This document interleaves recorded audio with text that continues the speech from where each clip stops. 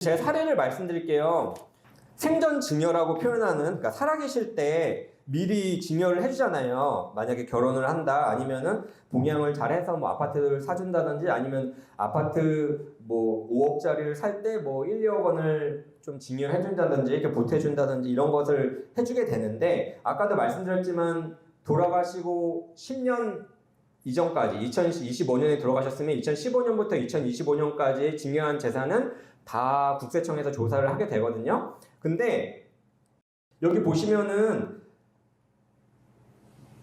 국세청에서 조사하는 문제랑 이게 좀 약간 다른데, 세법 상속세 문제랑 유류분 문제가 다르거든요. 유류분 문제가 뭐냐면은, 제가 오늘 사실 이거를 말씀드리는 그 중요한 이유 중에 하나인데, 그 유언장도 왜 써야 되는지. 유류분이라는 게 뭐냐면, 여기 지금 여기 써놨는데, 만약에 돌아가신 분이 재산이 10억 원이었다. 10억 원이면은 그 10억을 자녀가 2명인데 A한테만 다 줬어요.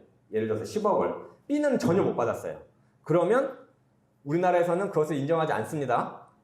왜냐하면 우리나라는 이제 공동체주의잖아요. 그러니까 B도 먹고 살아야지. 그러면은 원래는 그냥 배우자가 안 계시다고 제가 그냥 가정할게요. 아버지가 살아계신 상태에서, 어머니가 조금 더 일찍 돌아가셨다. 아버지가 살아계신 상태에서 10억이 재산이었는데 A 자녀한테만 10억 다 줬어요. 자기가 유언장을 써가지고. 아니면은 생전에 돌아가시기 직전에 자기 10억짜리 아파트를 그냥 A한테 줘버렸어요. 증여를. 돌아가실 때는 재산이 없게 됐어요. B가 어떤 소송을 할 수 있냐면 유류분 반환 소송이라고 해서, 내 상속분이 원래 5억이잖아요. 2명이니까. 10억이니까 5억, 5억인데 50%까지는 인정됩니다. 그래서 5억 중에 내 거 2억 5천만 원 내놔 하면서 이 B라는 자녀가 A 자녀한테 소송을 할 수 있어요. 돌아가시고 나서 1년 이내에. 이게 굉장히 많습니다. 이런 소송이. 그래서 지금 제가 뭐 유언장이라든지 이런 걸 말씀드리는 이유가 그렇습니다. 그래서 만약에 2025년에 돌아가시는 분이 있었는데 2000년에, 예를 들어서 2000년에 5억을 A한테 줬다. 10억이 있었는데 2000년, 한 25년 전에 A한테 먼저 줬어요. 장남한테. 그리고 돌아가실 때 또 유언장을 써요. 나머지 5억을 또 A한테 줘요. 그러면은 이거는 국세청하고 문제랑 달라요. 유류분 계산할 때는 25년 전이든 30년 전이든 다 합산합니다. 다 합산해서 B의 권리가 침해됐네. 50% 받을 수 있는 권리가 침해됐네. 그럼 B한테 소송 제기할 수 있는 권리를 줍니다.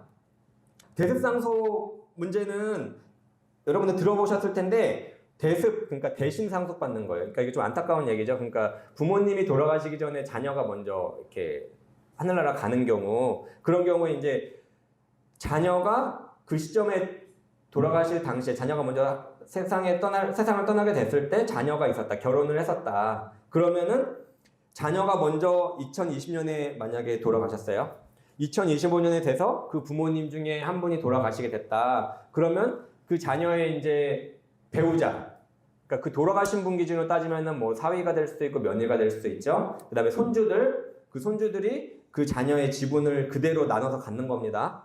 그래서 이 대습상속이라 하는데, 여기서 이제 좀 뭐 팁에도 많이 나오는, 그러니까 며느리가 남았다, 사위가 남았는데 재혼을 했다. 그럼 그 사람들은 대습상속 못 받아요. 오로지 그 손주들이 다 갖게 되는 거고, 그리고 결혼을 안 했으면 권리가 생깁니다. 재혼을 안 했으면. 그래서 현실적으로 좀 그런 문제가 있어요. 근데 어쨌든 어린 시절에 자녀를 부양하지 않고 떠났던 부모가 돌아와도 상속을 받을 수 있었던 게 원래 제도였는데 2026년에 바뀌었다. 그냥 그 정도만 알고 계시면 되겠습니다. 이게 좀 복잡해가지고. 그래서 이제 유류분 청구 소송이 있는데, 이거 아까 좀 말씀드렸는데, 상속 문제에 있어서는 거의 이 문제가 절반 이상이라고 보시면 돼요. 너무 안타까운 얘기인데, 만약에 어르신들 돌아가시게 되면은 이제 그 장례식장에서 이제 그 얘기를 하죠. 밤에 새벽에 조용할 때 이제 이 얘기를 꺼내게 돼요. 누군가가. 아니, 생전에 뭐 아파트 받지 않았냐? 생전에 뭐 받지 않았냐? 그럼 나한테 더 줘야 되지 않냐? 이제 이런 얘기를 꺼내게 되고, 장례식 끝나면 각자 이제 변호사 사무실 찾아가게 돼요. 이게 좀 실제 그런 케이스가 많습니다. 그래서 이런 분도 있어요. 그러면은 제가 만약에 어른이라고 치면은 자녀들을 다 모아놔요. 모아가지고 내가 세상을 떠나더라도 서로 간에 싸우지 말자. 서로 간에 소송하지 말아라. 유류분 소송하지 말아라. 각서 써라. 뭐 이렇게 해요. 각서 실제로 받는 분도 있어요. 근데 그 각서는 다 무효예요. 왜냐면 아직 돌아가시기 전에 발생되지도 않은 그런 유류분 반환 권리를 미리 포기하는 건 우리나라에서 인정되지 않습니다. 그래서 다 안 되고 그냥 도덕적인 측면에서는 뭐 인정될 수 있어도 법적으로는 안 되고, 그래서 이 유류분, 그래서 내 상속분의 50%까지 국가에서 인정해 주는 이 부분, 그리고 돌아가신 날로부터 1년 이내, 이게 굉장히 기간이 짧아요. 왜 짧으냐면 형제 간에 이제 다툼의 원인이 되니까 이거를 1년으로 짧게 해놓은 거예요. 1년 내에 소송을 제기를 해야 됩니다. 그래서 이 돌아가셨을 때 보통 뭐부터 시작하냐면요, 안심상속 원스톱 서비스라고 이거를 시작하거든요. 이게 뭐냐면은 돌아가셨을 때 선택권이 3개거든요. 그냥 상속 받는 거, 상속 포기하는 거. 만약에 빚이 많으셨던 분은 상속 포기하죠. 그다음에 상속 한정 승인이라고 있어요. 한정 승인. 제가 뒤에 가서 설명드릴 텐데, 사업하셨던 분이나 이런 분들 한정 승인하게 되는데, 상속 포기를 할지 상속을 받을지 결정하려면은 일단 알아야 되잖아요. 그 돌아가신 분이 얼마나 재산이 있었고 얼마나 빚이 있는지. 그래서 돌아가셨으면은 제일 먼저 하실 거는 근처에 동사무소 가셔가지고, 주민센터, 행정복지센터 가셔가지고 안심상속 원스톱 서비스를 신청하시면 뭐 부동산, 차량, 예금, 보험 한 번에 다 조회해줘요.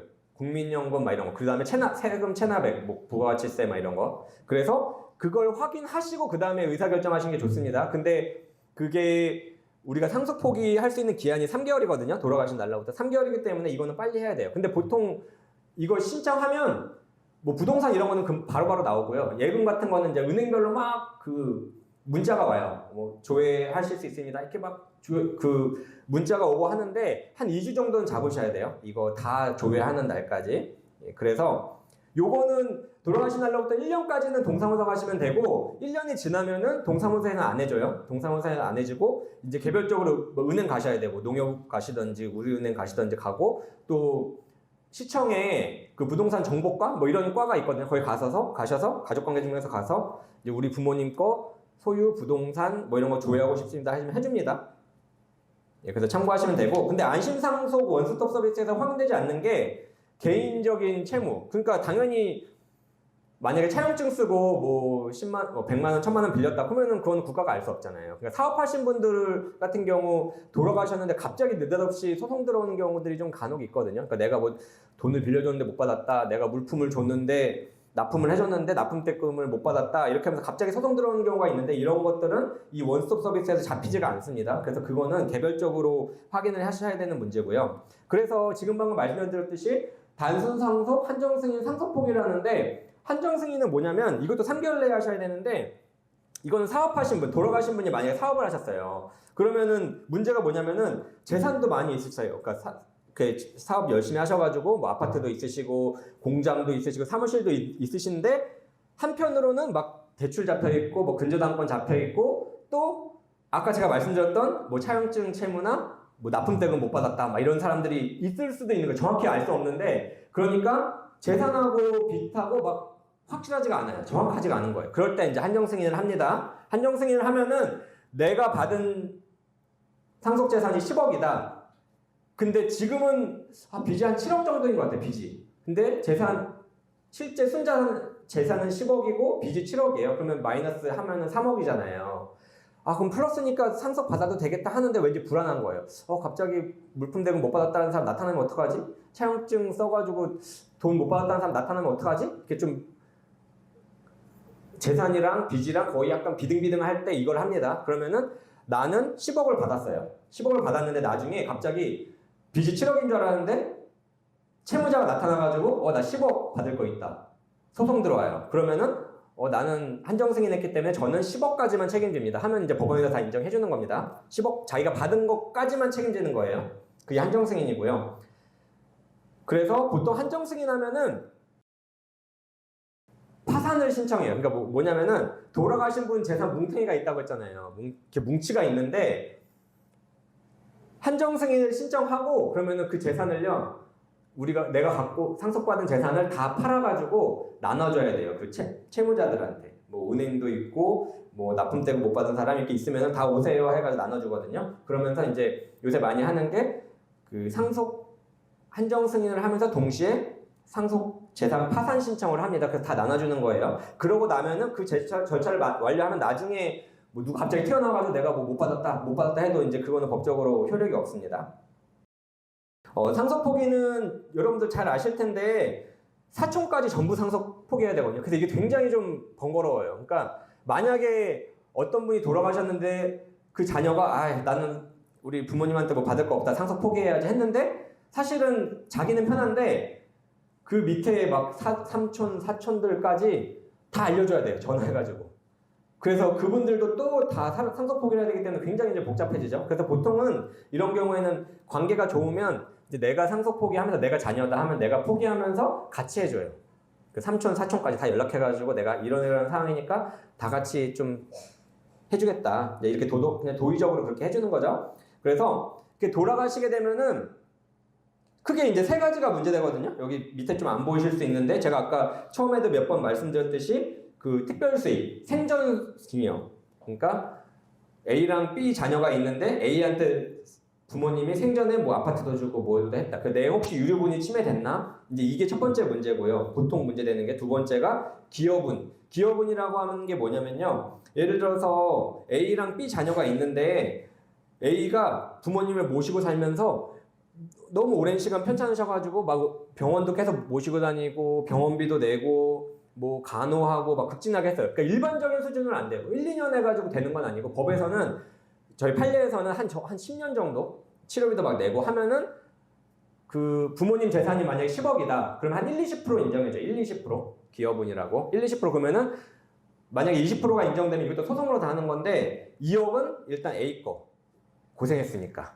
A가 먼저 갖고 나머지 8억 가지고 상속분 나눠 갖는 거예요. 그리고 또 두 번째가 기여분으로 인정될 수 있는 게 두 번째가 부모님의 재산 증식에 기여하는 경우. 그러니까 예를 들어서 A랑 B가 있는데 A가 부모님한테 매달 뭐 100만 원, 200만 원, 300만 원씩 뭐 용돈을 줘요. 그럼 부모님이 그걸 안 쓰고 모아놨다가 아파트를 산다던가 뭐 적금을 들어서 예금을 크게 부풀린다든지 했을 때 그럼 결국 부모님의 재산이 A의 기여로 만들어졌잖아요. 그러면은 이제 그 기여분이 인정이 되는 거예요. 그 재산 중에 이 한 뭐 20%, 30% 기여분은 이런 경우는 한 조금 더 높아지거든요. 한 2, 30%까지 올라가는데 그러면은 일단 30%는 A 거, 10억 중에 3억은 A 거, 나머지 7억 가지고 이제 나눠 갖는 그런 제도가 있습니다. 우리나라에. 그리고 세 번째는 내가 알지 못하는 상속 재산의 존재. 그러니까 이거는 반대죠. 차용증을 써서 갚을 돈이 있는 경우도 있지만 또 반대로 아버지가 뭐 돈을 누구한테 빌려줬는데 자녀들한테 아무도 얘기도 안 했어요. 그래가지고 사실은 돈 받을 권리가 있는데 모르는 경우도 있을 수 있잖아요. 그러니까 이런 거를 좀 확인할 필요가 있는데 이렇게 크게 세 가지 확인하면 됩니다.